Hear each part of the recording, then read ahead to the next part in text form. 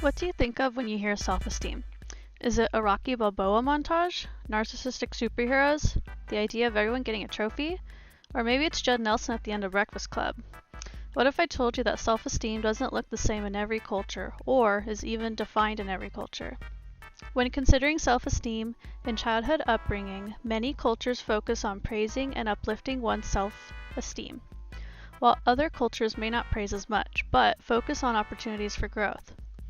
European American mothers express that praise is a considerably positive response when children excel and can contribute to psychological strength, resilience, respect for others, and realization of one's potential.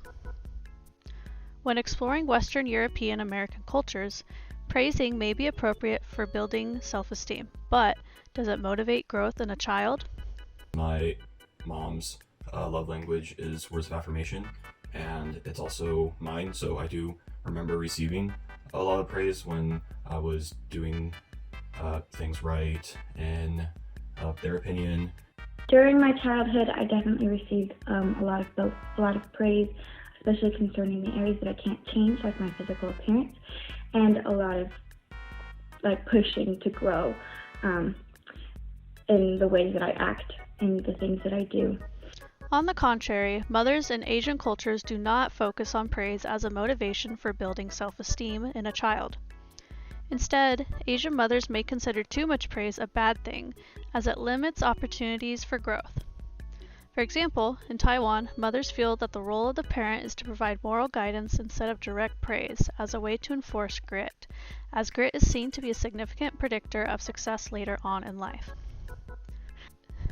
According to Angela Lee Duckworth, grit can be described as passion and perseverance for very long-term goals.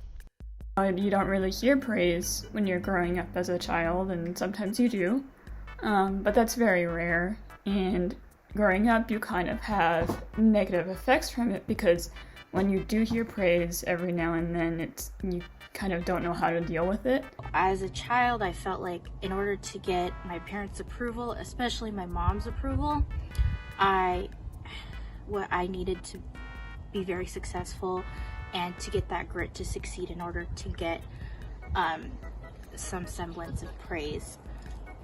So, is self-esteem important in a child's upbringing?